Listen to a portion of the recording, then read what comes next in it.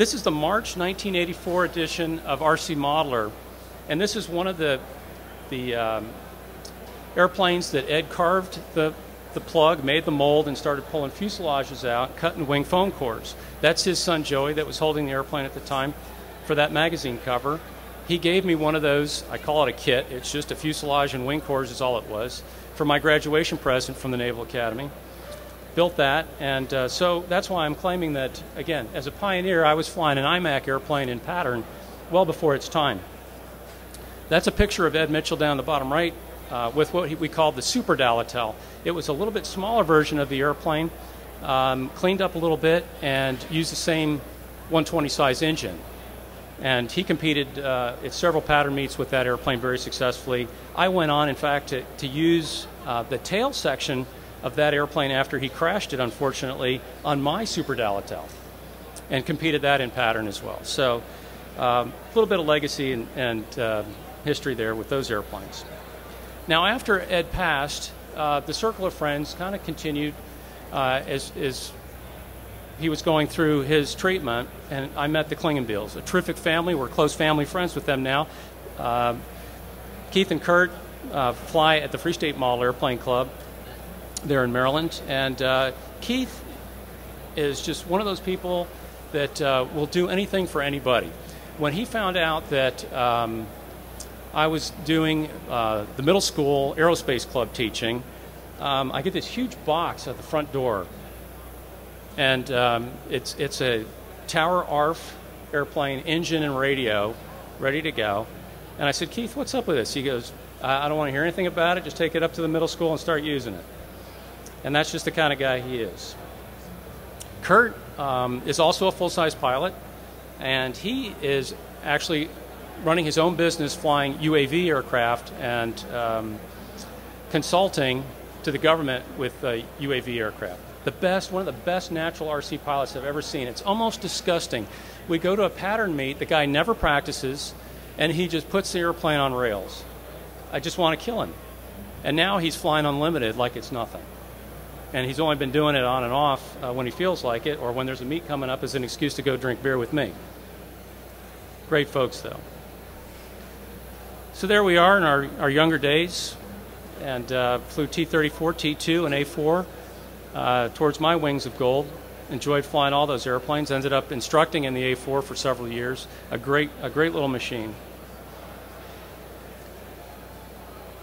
Started out pattern with the Dalatels, which I really like, and then built a Summit 1, which some of you may, if you're into pattern, may know. Ivan Christensen design, a great airplane. I dumb-thumbed that one and was desperate to get an airplane so I can continue to compete, and contacted my good buddies, Louis Levine over here at GPA Hobbies in Bowie, Maryland. Eric Bauer still owns that hobby shop. And he had a Dash 5 sitting on the ceiling, put it in a box and sent it to me. It showed up all damaged, but I patched it all together and continued to compete with that. Now, at the time, everybody was flying Dr. Jekyll's and other aircraft with 4-stroke engines, large propellers, flying much slower. This airplane had a short-stroke YS-60 in it, and it was an absolute screamer. And so I was just zorching around the skies. The judges thought it was way too loud, and so we struggled along with that one, but we had fun nonetheless. And then I kind of got back into the IMAC stuff with a SIG cap and a Hangar 9 cap, which I have now. And that's got a DA-100 and a smoke system in it. It's a great airplane to fly when I get the time. I put a picture of the Elite down there, and I think that was a Dick Hansen kit at the time. I may be wrong. But that is one of the last airplanes that I know that Ed Mitchell had actually built, and we still have it. The Klingenbiels have it. I had it for several years flying it. And I tell you, I really enjoy flying a pattern airplane. It just are so nice to fly something that's that straight and true. And of course, Ed doesn't build anything crooked, and it's glassed, and it's just perfect. And I was always scared flying it, even though I love flying it, that I would crash it, and I'd have to call Keith Klingenbiel and tell him that the last airplane that we have of Ed's is no longer with us, but it's still there. While I was in flight training, I said, well, you know, we got to do some fun with the RC stuff. So I decided I was going to build another Cadet. Now, this one I built for my wife. Now, you may, I don't see the ladies looking at me strangely on this strategy. This was not a good strategy. Although one might think, not a bad idea. I gave her the engine, which was I think it was a Sato 50-something or other for Christmas. I still hear about this today. Now, mind you, this is well over 20 years ago. That's a Christmas present to remember. I guess the lesson learned there, if you're going to do that, make sure you get perfume and jewelry as well.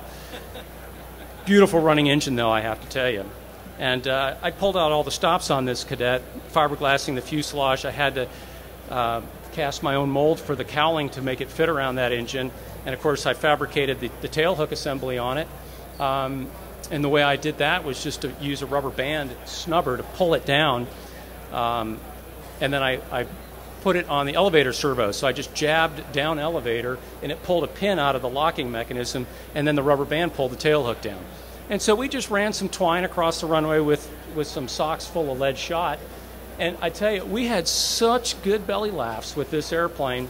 And I had all my flight instructor buddies out there, even the landing signal officers, the LSOs, out in the middle of the runway pretending like they were actually waving me aboard flying this airplane. And there was actually a carrier box painted out there on the runway down in Kingsville, Texas, where we were flying this airplane. And because the winds were generally high down there, we got the approach speeds down pretty well. So it worked out pretty good.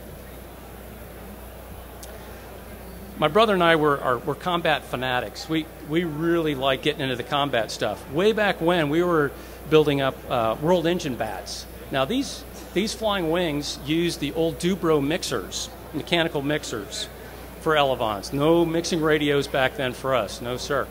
And we used 10-size control engines, so there was no throttle.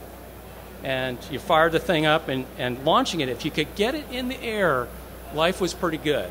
But getting them in the air was a real trick. And then when you have 5 or 6 going, that was a show.